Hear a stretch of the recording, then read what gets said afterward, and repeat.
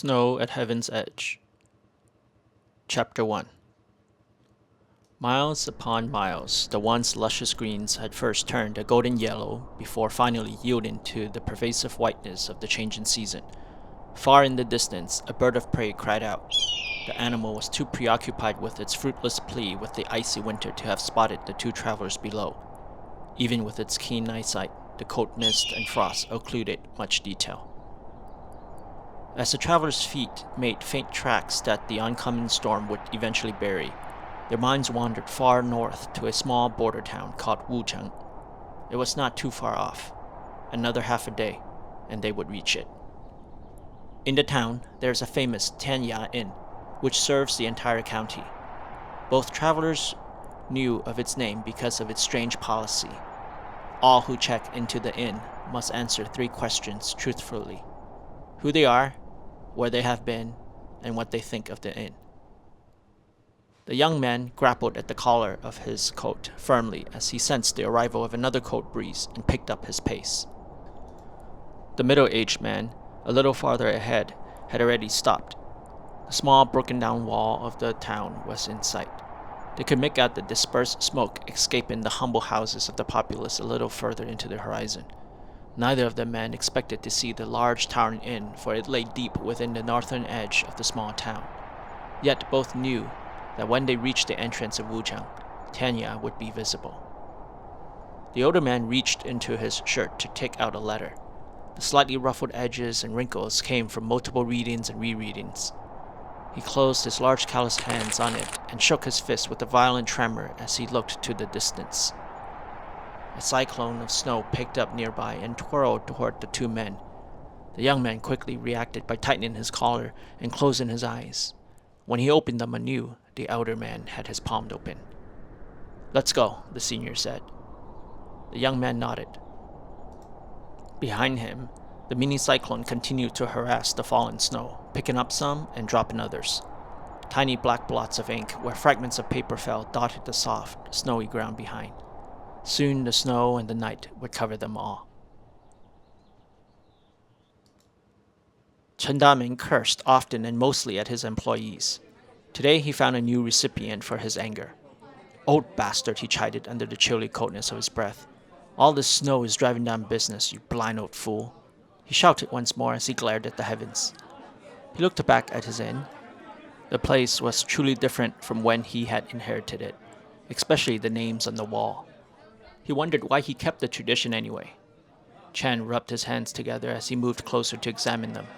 He squinted. "Son of a whore," he cursed. "I don't know any of these people," he thought aloud. Moving closer to the far end where the newer names were placed, he read a few of the comments. "Laozi, your mother's bedchambers, pathetic place." Chan's grumpy face soured even more as he continued spitting profanity at no one in particular. To his credit, the inn was rather well maintained and rivaled any in the bigger cities, though the number of famous patrons had dwindled steadily. Just as he was debating whether he should rid the practice and the wall as well, a young fellow strode in, holding onto the hand of the most beautiful woman Chan had ever seen in all his 45 years of life. The lad smiled politely at him before lifting up the brush and in fast, bold strokes laid down the following line: "Lin, east, south, west, north. Herein thus name demands seeing thus place." The innkeeper stared and admired the writing. Truly masterful, he thought. The thick characters danced in an array of lush blackness against the white of the wall. "What?" He stopped. The couple was gone. Singer, the dim-witted helper, must have ushered them into their rooms. Chen went over and sifted down the page of the registry until he saw what he was after. Lin Wuai. He repeated it several times, hoping it would jog his memory. A chilling east wind blew right against the open doorway, flipping the pages like an impatient reader.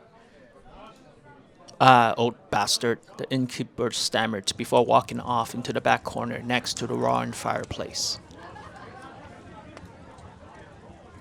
"Wuai Gaga, I don't like that bumbling fool," pouted Li Xiang.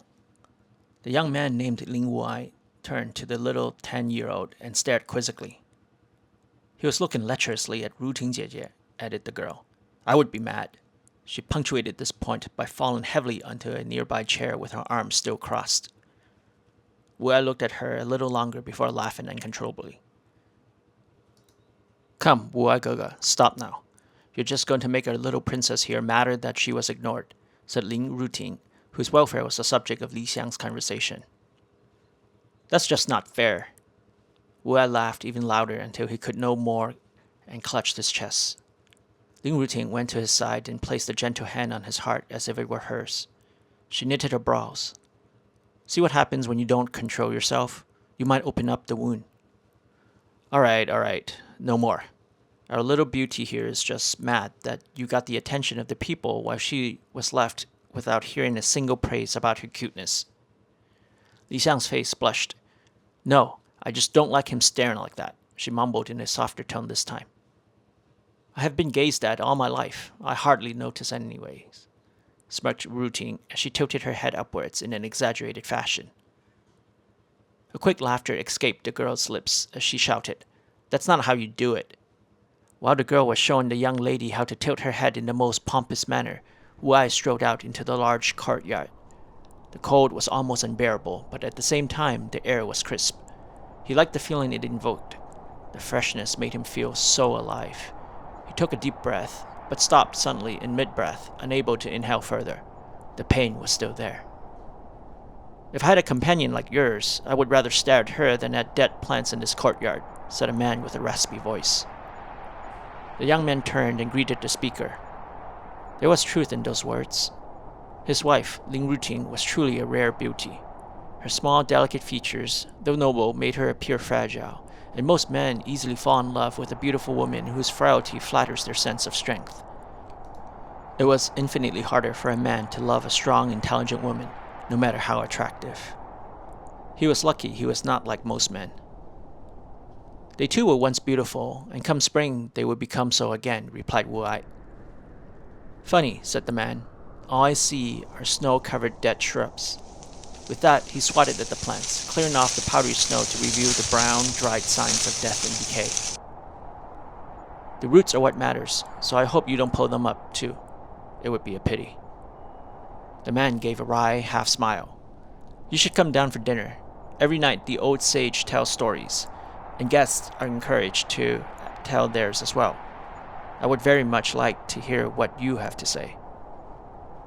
In that case, I would much rather have my wife speak. She is a much more eloquent and a better-looking storyteller. The strange man laughed. Well, I hope I see you and the madam there. With that, the scruffy middle-aged man strode off. Wuai watched him, back straight, arms swinging, chest puffed out, and head tilted upwards. Walked white-gated into the hallway that led to the stairs. A crab, shouted Li Xiang as she poked her head through the open doorway. The young man laughed at the resemblance. Ruting tried to stop them, but soon joined in, unable to suppress her own mirth. Hey, you've made it to the end. If you like it so far, please subscribe and like. This lets me know I'm on the right path. And if you can't wait for the next installment of Snow at Heaven's Edge, then head on over to Amazon and read the story in its entirety for free if you have Kindle Unlimited. Alternatively, you can check out Dreamweaver and Duo on Mount Taiyuan as well. Both of these stories are done and available for free here on YouTube, Spotify, and Audible. If you want to support me, please consider going to my Ko-fi and being a member. Have a great day.